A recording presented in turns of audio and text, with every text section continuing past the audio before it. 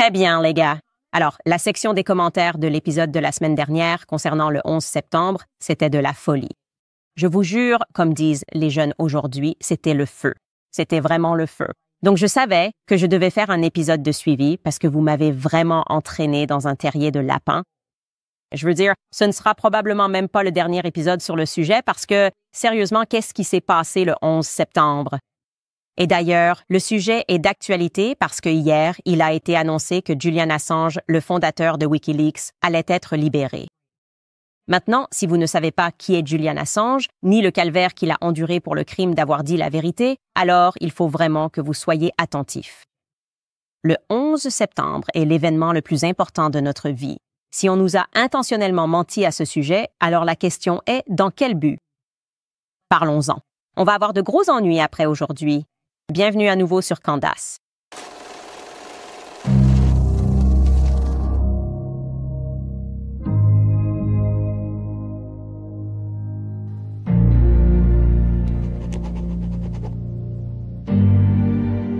Bon, les gars, criez, criez, criez. Je ne sais même pas par où commencer, je suppose. Commençons par la question. Quel crime faudrait-il commettre, selon vous, pour être condamné à 5 ans dans une cellule de 2 mètres sur 3, isolée pendant 23 heures par jour? Quel est ce crime? Quel crime mérite une telle peine? Eh bien, dans des endroits comme New York et la Californie, on peut, et pas seulement en théorie, mais littéralement, tirer sur quelqu'un en plein jour et s'attendre à payer une caution et à être libre le lendemain. Je veux dire, le gouvernement américain, a clairement fait savoir que la criminalité, ça passe. Ils veulent plus de criminalité dans les rues. Alors, qu'est-ce qu'il faudrait vraiment faire pour attirer leur véritable colère? Eh bien, il faudrait exposer le gouvernement. Il faudrait montrer que les criminels sont en réalité aux commandes, qu'ils dirigent le gouvernement. Et c'est exactement ce que Julian Assange a fait. Avec Wikileaks. Vous vous souvenez d'avoir entendu parler de Wikileaks quelque part dans un coin de votre tête. Vous vous dites, oui, c'est un truc qui a eu lieu quand Hillary Clinton se présentait et que tous les médias traditionnels vous disaient que c'était mauvais, que Julian Assange était mauvais et qu'il ne fallait rien écouter de ce qui sortait de Wikileaks en traitant probablement tout le monde de complotiste. Oui, eh bien, nous n'avons pas assez de temps pour décortiquer tout ce que Wikileaks a révélé. Certainement pas dans ce seul monologue. Mais si je devais résumer en une seule phrase ce qu'a accompli Julian Assange en tant que fondateur et rédacteur en chef de Wikileaks, je dirais que Julian Assange a exposé le complexe militaro-industriel. Écoutons ce qu'il avait à dire en 2012 à propos de nos élites. Parce que le but n'est pas de complètement soumettre l'Afghanistan. Le but est d'utiliser l'Afghanistan pour blanchir de l'argent provenant des bases fiscales des États-Unis, des bases fiscales des pays européens, en passant par l'Afghanistan, pour le faire revenir entre les mains d'une alliance de sécurité transnationale. C'est ça le but, c'est-à-dire, le but est d'avoir une guerre sans fin, pas une guerre victorieuse. Le voilà. Il nous le dit en face. Écoutez, ils veulent des guerres sans fin, et ce qu'ils font, c'est du blanchiment d'argent. Vous comprenez probablement maintenant d'où me vient cette idée, parce que c'est tellement évident. Partout où vous regardez Ukraine, Israël, Afghanistan, ils nous disent sans cesse qu'il y a une nouvelle cause. Allez, au travail. Travaillez dur. Vos impôts, on va les envoyer à l'étranger, et puis le Pentagone va dire « Oups ». On ne sait pas où est passé tout l'argent, mais bon, il y a juste une autre guerre qu'on doit mener.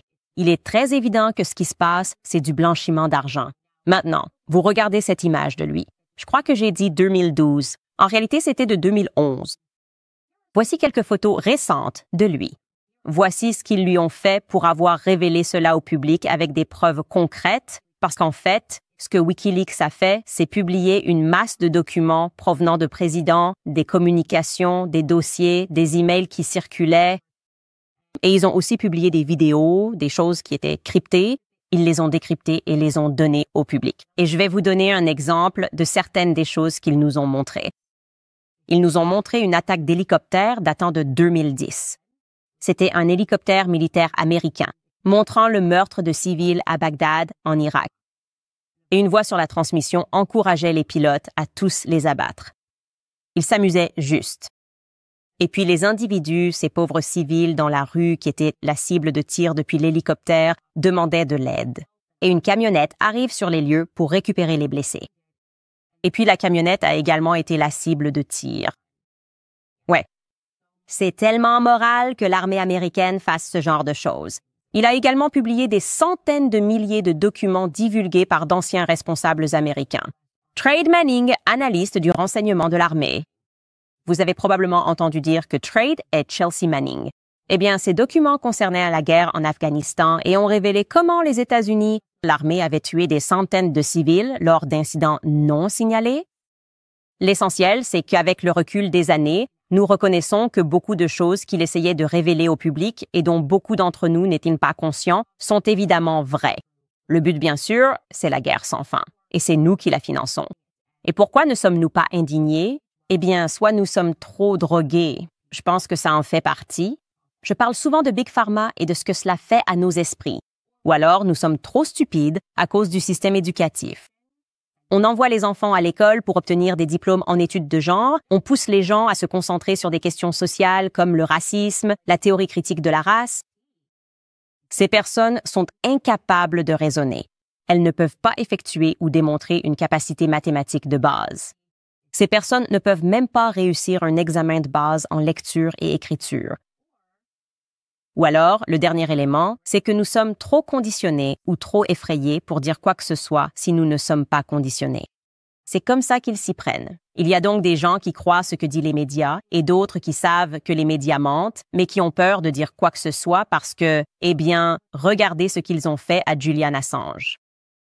Je vais vous dire, dans la section des commentaires, sur le 11 septembre, la semaine dernière, vous avez partagé toutes sortes d'informations. J'étais littéralement au bord de mon siège et j'ai commencé à faire des recherches sur des choses dont je n'avais même jamais entendu parler. Et maintenant, je suis complètement bouleversée. Donc oui, je vous ai montré cette vidéo des Israéliens qui faisaient la fête. Il s'est avéré qu'ils avaient des liens avec l'appareil de renseignement israélien. Et le FBI les a tout simplement laissés partir pour une raison ou une autre. Ils ont dit « OK, on a enquêté. Aucun suivi supplémentaire. » Ensuite, c'est un peu tombé dans l'oubli. Memory hole est une expression qui veut dire qu'on n'en parle plus jamais. Et puis on oublie tous que ça s'est jamais produit et on passe à autre chose. Eh bien, l'un d'entre vous a commenté et a dit que je devrais me pencher sur les Israéliens qui travaillaient au World Trade Center et qui avaient été prévenus de l'attaque. Et oh mon Dieu, oui, c'est encore une autre chose que j'ai découverte en faisant des recherches et qui a complètement été effacée de la mémoire collective, mais c'est vrai. Donc je vais vous montrer d'ailleurs, parce que avant qu'on dise que je suis un complotiste, j'ai dû m'assurer d'avoir tous les documents pertinents, tous les liens nécessaires, et je vais inclure ces liens pour vous.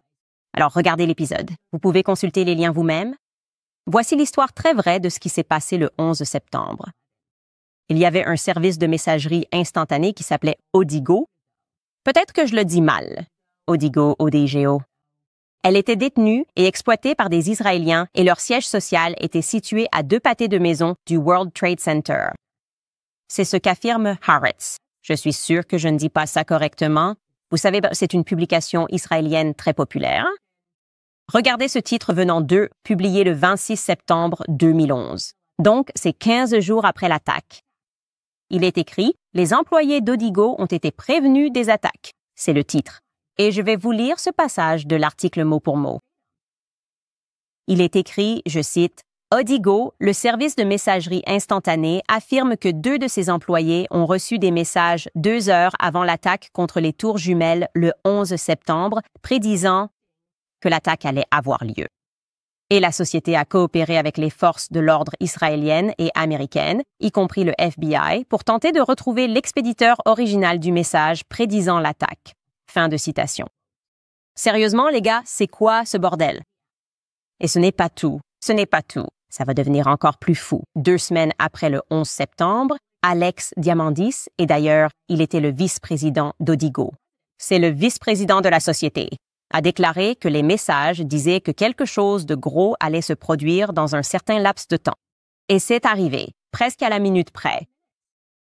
Donc, pour une raison quelconque, les employés d'Odigo qui avaient été prévenus n'ont pas ressenti le besoin de transmettre cet avertissement de menace terroriste aux autorités de New York, un acte qui aurait permis de sauver des milliers de vies. Voici un reportage de CNN du 28 septembre 2001 qui vient confirmer ce fait.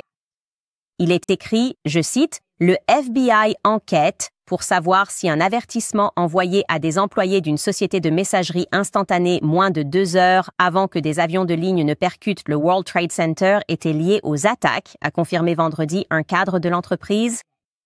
Alex Diamandis, vice-président des ventes et du marketing chez Odigo Incorporated, a déclaré qu'il n'y avait rien de spécifique concernant les attaques dans le message, mais qu'il le trouvait suspect, notamment en raison de son timing. Je cite, « Je le décrirais comme une menace, un avertissement. » Diamandis a refusé de commenter davantage le contenu du message, invoquant l'enquête en cours. 2 employés du bureau d'Odigo en Israël ont reçu le message vers 7 heures du matin. Heure de l'Est, le 11 septembre 2021, a-t-il précisé. Après les attaques, le personnel a décidé de passer au crible les journaux du serveur afin de déterminer la source du message, a déclaré Diamandis. Les informations ont ensuite été transmises aux autorités israéliennes, qui à leur tour les ont communiquées au FBI. Le FBI n'a pas confirmé s'il avait reçu des informations de la part d'Odigo. Pour vous donner un point de référence, d'accord, il dit qu'ils ont reçu un message à 7 heures du matin, heure de l'Est. La première tour a été frappée à 8h46 du matin, heure de l'Est. Ils avaient donc 1h46 pour quitter les lieux parce qu'ils savaient que quelque chose de grave allait se produire. Et cette information a été transmise au FBI et nous n'en avons plus entendu parler depuis. Même pas dans les médias. Les médias ont tout simplement laissé tomber l'affaire. Totalement pas pertinent, apparemment. Quelqu'un sur un service de messagerie israélien disait « Hey, il va y avoir une grosse attaque. » Maintenant, qu'est-ce qu'on dit toujours à propos d'Israël? C'est notre plus grand allié. Notre plus grand allié avait des informations selon lesquelles une attaque allait avoir lieu sur le sol américain. Et plutôt que d'alerter les autorités américaines, ils ont décidé d'avertir d'autres citoyens israéliens. Oh, il y a encore plus. Le 12 septembre 2001, le Jérusalem Post, également basé à Jérusalem, a rapporté dans une publication en ligne depuis archivée que, je cite, « Le ministère des Affaires étrangères à Jérusalem a jusqu'à présent reçu les noms de 4000 Israéliens supposés se trouver dans les zones du World Trade Center et du Pentagone au moment de l'attaque. » Fin de citation. D'accord, très bien. Et pourtant, de façon remarquable, et c'est selon quelqu'un qui voyageait avec Bibi Netanyahou, seulement 4 citoyens israéliens sont morts ce jour-là. Donc le ministère des Affaires étrangères recherchait 4000 d'entre eux, et heureusement, et je le pense vraiment, parce que je ne souhaite la mort de personne, j'aurais préféré que personne ne meure ce jour-là. Seuls 4 d'entre eux sont effectivement décédés. Voici cet extrait de Bibi Netanyahou et de sa femme. Et vous entendrez quelqu'un à côté confirmer que seulement 4 citoyens israéliens sont morts ce jour-là. Et toute cette section que nous voyons ici s'étend jusqu'en bas. C'est tout Tanner Fitzgerald, les amis? Et donc, combien y a-t-il d'Israéliens? Il y a 4 Israéliens en tout. D'accord, très bien. Prenez-en ce que vous voulez. Mais je vais vous raconter un autre fait étrange, réel et vrai. Larry Silverstein. Et celui-là, oh mon Dieu, il vous traite d'antisémite parce que vous le savez. Larry Silverstein était un promoteur immobilier de renom dans l'État de New York. Il est aussi un ami personnel de Bibi Netanyahou. Il est très lié à la politique israélienne, aux politiciens israéliens et à d'autres premiers ministres. Eh bien, Larry a eu beaucoup de chance. Il a obtenu le bail des tours jumelles seulement 6 semaines avant le 11 septembre. 6 semaines auparavant, il a obtenu le bail et il a aussi souscrit une police d'assurance qui, heureusement, couvrait les actes de terrorisme. Ainsi, lorsque le moment est venu de toucher l'assurance, après l'effondrement des tours, Silverstein a affirmé qu'il y avait eu 2 actes de terrorisme puisque 2 bâtiments avaient été percutés par des avions, ce qui lui a permis de réclamer une double indemnisation. Pour être clair, il a touché 4,5 milliards de dollars d'assurance pour les tours dans lesquels il avait investi seulement 6 semaines avant les attentats du 11 septembre. J'étais tellement choquée en découvrant cela que j'ai voulu démystifier cette histoire. Je me suis tournée vers Snopes, les amis. J'ai dit « Snopes, dis-moi pourquoi ce n'est pas vrai ?» Et bien sûr, Snopes avait un article défendant Larry Silverstein. Et évidemment, ils ne l'ont pas vraiment démystifié du tout. Ils écrivent simplement, et j'inclurai aussi le lien vers cela, que l'implication d'une connaissance préalable est infondée, que bien sûr, souscrire une assurance est normal. Et il n'était pas le seul investisseur. Oui, il a dirigé le consortium d'investisseurs 6 semaines auparavant, mais il n'était pas le seul investisseur. Donc, rien à signaler de ce côté-là. Mais au fait, Larry a eu encore plus de chance que ça. C'est incroyable. Chaque matin, il avait l'habitude de prendre son petit déjeuner. Il avait l'habitude de prendre des rendez-vous petit déjeuner au World Trade Center. Le matin du 11 septembre, et d'ailleurs, c'est selon Larry lui-même dans des interviews, il a simplement rompu sa propre routine. Heureusement, le matin du 11 septembre, il avait un rendez-vous chez le dermatologue. Donc, il n'a pas pris son petit déjeuner dans les tours et cela lui a sauvé la vie. Alors, que sommes-nous censés penser de tout cela? Tous ces faits, dont je vais d'ailleurs inclure les liens. Que sommes-nous censés penser de toutes ces choses qui ont été effacées de la mémoire collective à propos du 11 septembre? Et depuis, nous sommes engagés dans des guerres sans fin au Moyen-Orient et de nombreux Américains sont morts, leurs fils, leurs filles sont morts à l'étranger en combattant dans des guerres interminables. Eh bien, je vais vous dire, d'un côté, si on en parle, on est immédiatement traité de complotistes. On est immédiatement traité de truthers du 11 septembre. On est immédiatement traité d'antisémites. Et laissez-moi vous dire, le seul mot pour tout cela, si cela ne vous intéresse pas, si vous ne trouvez pas cela incroyablement suspect, si vous ne réalisez pas qu'on ne nous a pas tout dit sur le 11 septembre, le seul mot, le seul adjectif qui devrait vous être attribué, c'est que vous êtes anti-américain. Et c'est le pire de tout. Je préférerais être traité de tout dans le monde entier plutôt que d'être traité d'anti-américain. Et c'est ce que sont ces gens dans les médias. Ce sont des lâches anti-américains. Et vous savez quoi?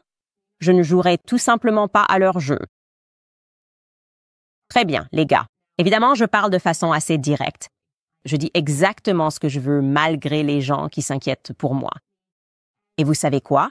C'est parce que j'apprécie l'honnêteté, j'apprécie la vérité et j'apprécie les discours francs. Et c'est une marque qui n'a pas peur de me soutenir quand je dis ce que je veux. Ils m'offrent une plateforme pour m'exprimer librement sur les questions les plus importantes auxquelles nous faisons face en tant qu'Américains. C'est pourquoi je suis heureux de dire que Pure Talk est toujours mon opérateur mobile.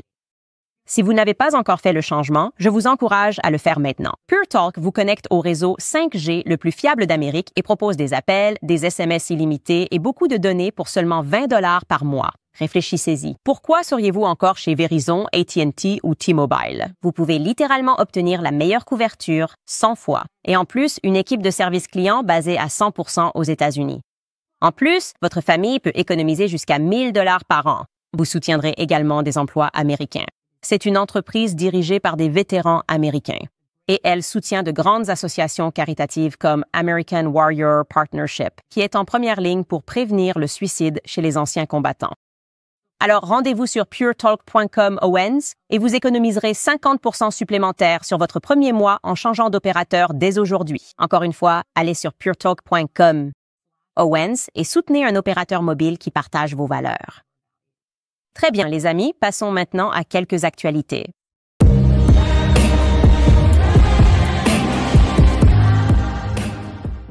Avant de commencer cette première histoire, je veux vous rappeler de vous abonner à la chaîne YouTube, car nous sommes en route vers les 2 millions d'abonnés. Et ensuite, bien sûr, nous arrêterons la Standees Cup.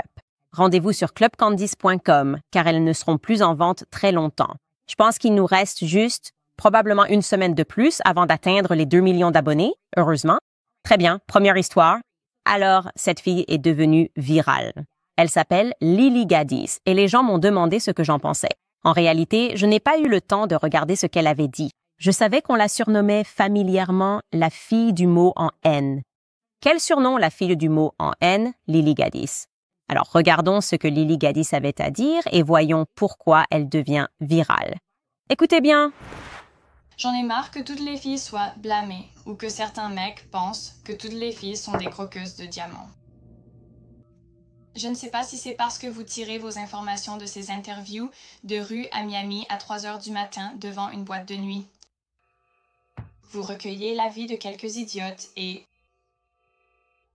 des immigrés fraîchement débarqués qui cherchent une carte verte.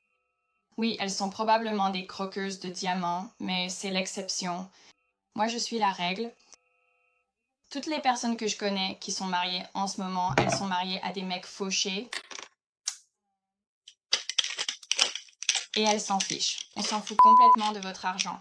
Je me fiche totalement de ton argent. D'accord, mon type, c'est les mécanos fauchés et les surfeurs hippies qui veulent juste vivre dans une cabane, surfer et avoir des enfants. Tout ce que je demande à un homme, c'est qu'il soit compétent, qu'il ne soit pas une mauviette. Si quelqu'un entrait par effraction chez nous à 3 heures du matin, tu saurais comment attraper une arme et tirer. Bon, évidemment, vous pouvez voir qu'Internet était très en colère parce qu'elle a utilisé le mot en haine et que le mot en haine est un mot très spécifique. Que seuls les Noirs sont autorisés à dire et à mettre dans toute leur musique, tout en encourageant les Blancs, les Hispaniques et tout le monde à l'écouter. Mais nous sommes les seuls à avoir le droit de le dire. Donc les gens étaient scandalisés. Et ensuite, ils attendaient qu'elle présente des excuses.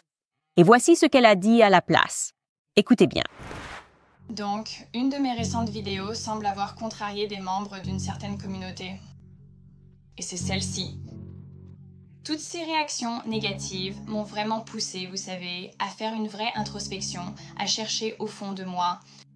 Et après tout ça, je n'ai toujours pas réussi à m'en soucier.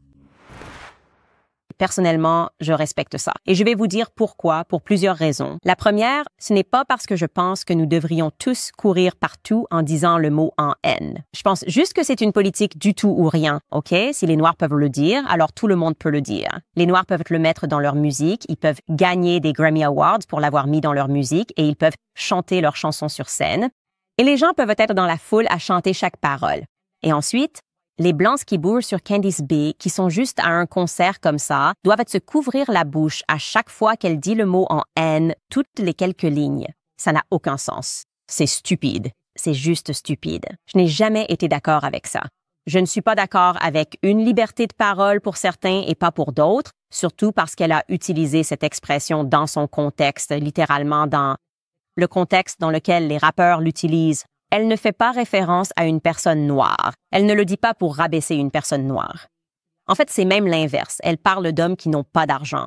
Maintenant, en ce qui concerne ce qu'elle disait réellement dans cet extrait, vous n'aimez peut-être pas sa façon de le dire, mais ce qu'elle dit, en gros, c'est qu'Instagram et Twitter ne sont pas la vraie vie et que la majorité des gens sont des personnes normales, ordinaires, mariées à d'autres personnes normales et ordinaires, et que ces filles que vous voyez faire des poses aguicheuses sur Instagram, chercher de l'argent et s'exposer sur OnlyFans ne sont pas la norme.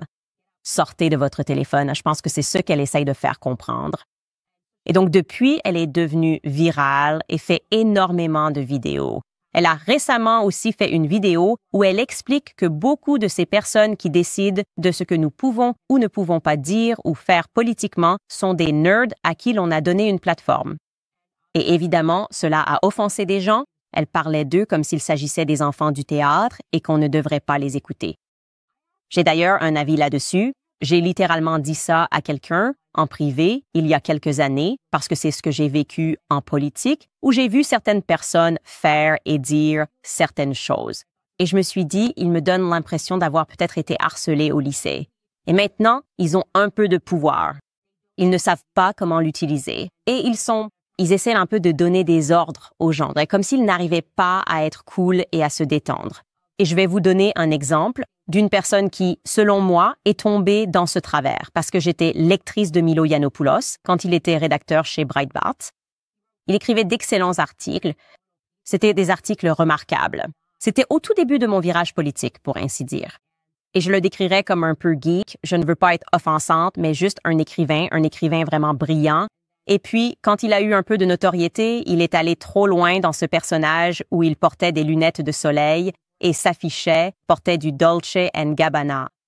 Et ça m'a donné l'impression de quelqu'un qui essayait de revivre ses années de lycée, comme si c'était peut-être ma chance d'être cool. Et je n'ai tout simplement pas trouvé ça authentique. En fait, j'aurais juste aimé qu'il reste l'écrivain qui produisait des articles vraiment intéressants. Parce qu'en réalité, c'est cool d'être un geek. Ce n'est pas cool d'être un geek qui fait semblant d'être quelqu'un d'autre, si tu vois ce que je veux dire. Et donc, même si tu n'apprécies peut-être pas sa façon de s'exprimer, c'est ce que j'ai pu constater en politique. Et encore une fois, j'utilise Milo comme un exemple parmi d'autres.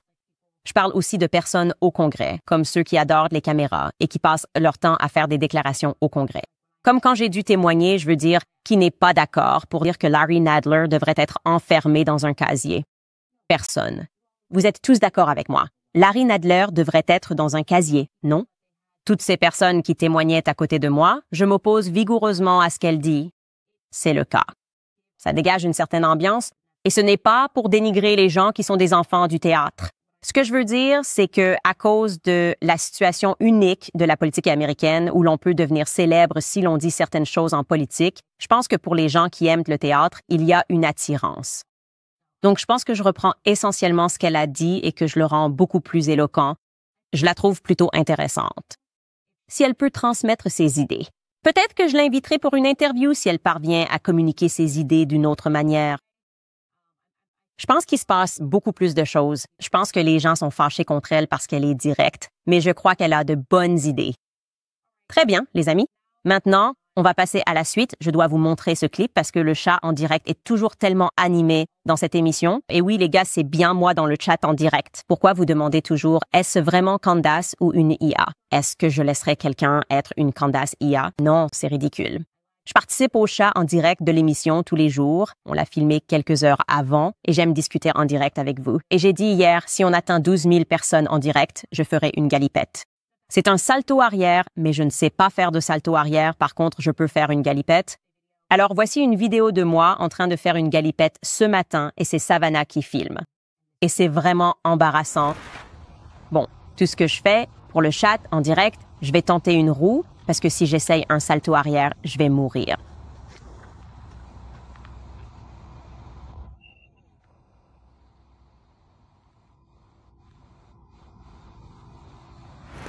Je vous jure, vous me faites faire tellement de choses. Mon mari m'a dit de ne jamais défier Internet. Internet gagne toujours.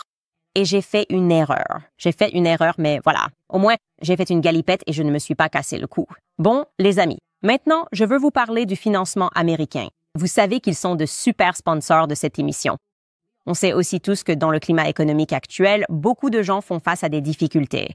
Peut-être qu'ils n'ont pas à faire une galipette, mais c'est juste le défi des dépenses. On les voit augmenter.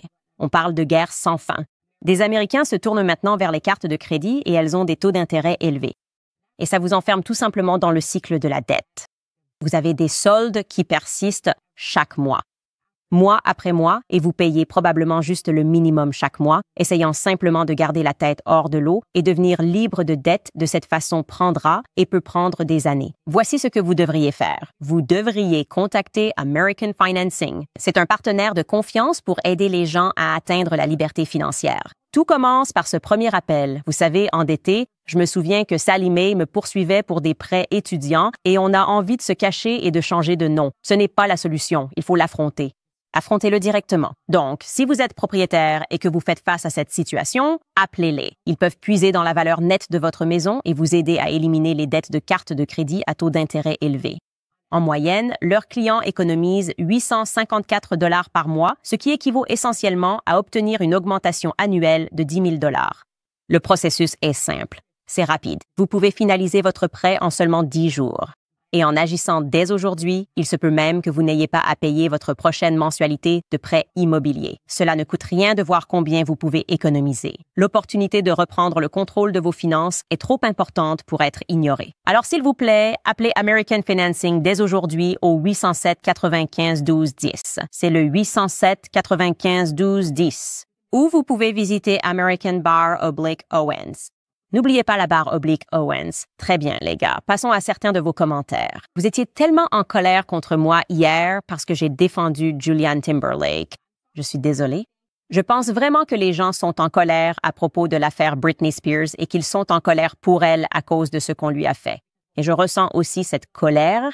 Mais je pense qu'en ce qui concerne le fait d'étendre cette haine à Julianne Timberlake, ça me semble un peu déséquilibré. C'est sans doute la meilleure façon de le dire. Et pour ceux d'entre vous qui disaient « Oh, tu as défendu son DUI », je n'ai pas défendu son DUI et je ne le défendrai jamais. Je parlais spécifiquement de la haine dont il fait l'objet, comme s'il était soudainement dépeint comme un misogyne. Et donc, oui, certains d'entre vous sont vraiment en colère contre moi. Je vais lire quelques-uns de vos commentaires. Cette personne a écrit « Nous avons décidé de détester Julianne Timberlake quand Britney a révélé qu'il l'avait poussée à avorter et qu'elle a littéralement perdu pied après ça. Elle voulait garder le bébé et pensait qu'ils allaient se marier. Elle voulait attendre le mariage. Il l'a poussée à le faire. C'est à ce moment-là que nous avons décidé que c'était un salaud. Puis boire et conduire comme une célébrité avec des chauffeurs. Non, inacceptable. Plus de 80% des femmes garderaient leur enfant si elles avaient un partenaire qui les soutient. Cela dit, nous pouvons le faire. Je suis là pour toi et ce bébé maintenant et pour toujours. Si l'homme s'avance, la femme admet qu'elle n'avorterait pas. Écoute, je ne le suis pas. En désaccord. Je suis pro-vie. Je crois à 100% que lorsqu'une femme a un partenaire qui la soutient, la plupart des femmes choisiraient effectivement la vie. Mais on ne peut pas séparer la femme de ce processus. On ne peut pas dire ensuite qu'elle est déchargée de toute culpabilité parce qu'elle avait un partenaire qui ne voulait pas d'enfant. Et comme je l'ai dit hier, j'ai des personnes dans ma famille qui ont subi la pression de leur père, des gens sans aucun argent, des personnes qui vivent de l'aide sociale et qui ont été poussées à avorter et elles ne l'ont pas fait.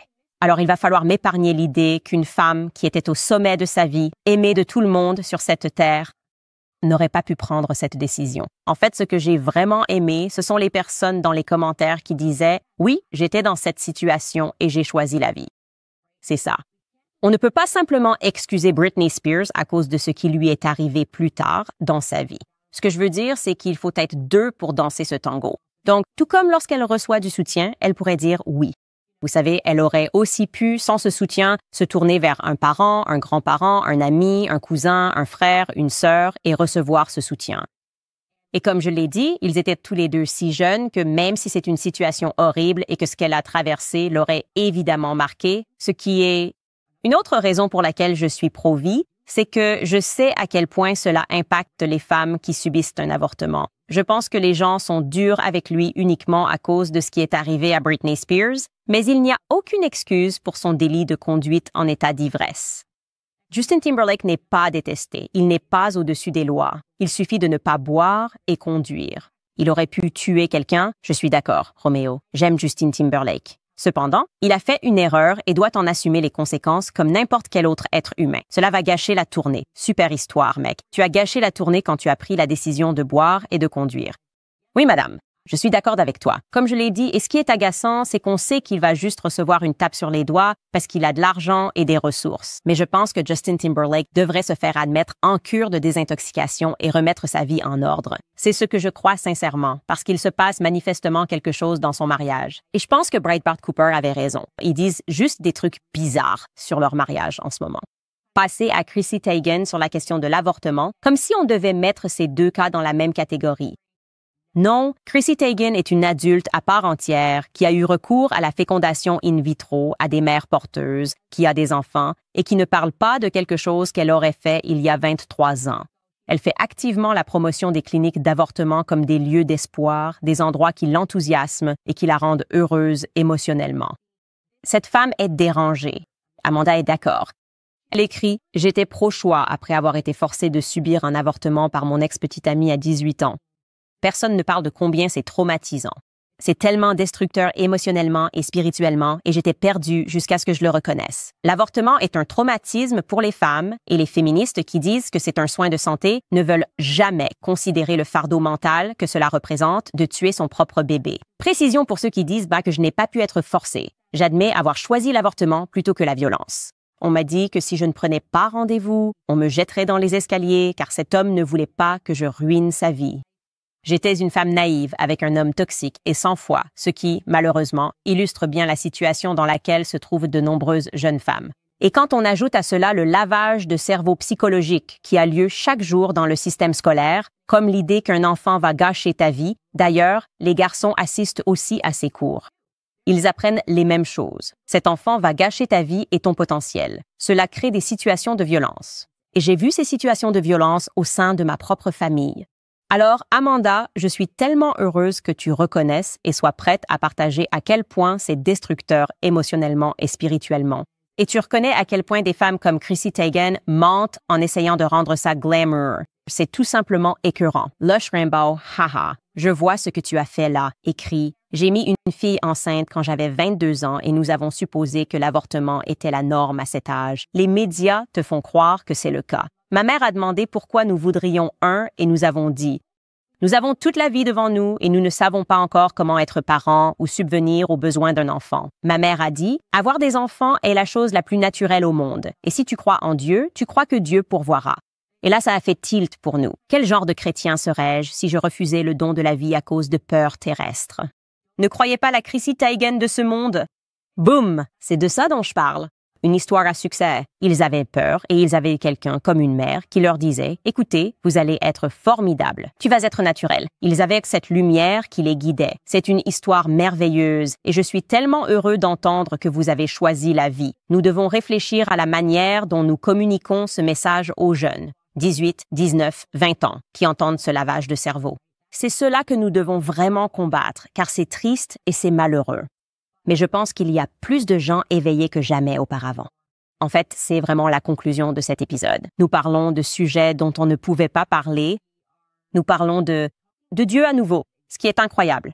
On ressent cet éveil spirituel qui se produit partout dans le monde, alors qu'une partie du lavage de cerveau consistait aussi à essayer de me convaincre, quand j'étais jeune, que Dieu n'était pas cool, que les gens qui lisent la Bible ne sont pas cool, que les chrétiens sont mauvais, arriérés et dépassés. Et je me dis, de quoi parle-t-on au juste? La chose la plus cool au monde, c'est d'avoir la foi et de se consacrer à Dieu. Et j'espère que vous retiendrez ces petits conseils. Et même si vous êtes, vous savez, un peu timide à ce sujet et que vous vous dites « Ouh, je ne sais pas trop », je vous le dis, le commencement ne commence pas avec l'homme, il commence avec Dieu. Vous pouvez le faire, les gars!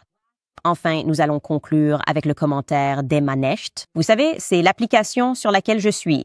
Trouvez-moi, envoyez-moi un message. Je vous enverrai une réponse vocale ou un message audio, une réponse audio. C'est comme ça qu'il faut le dire. Mon Dieu, j'ai l'air d'une vraie mamie. Cette personne m'a écrit, c'était un petit message.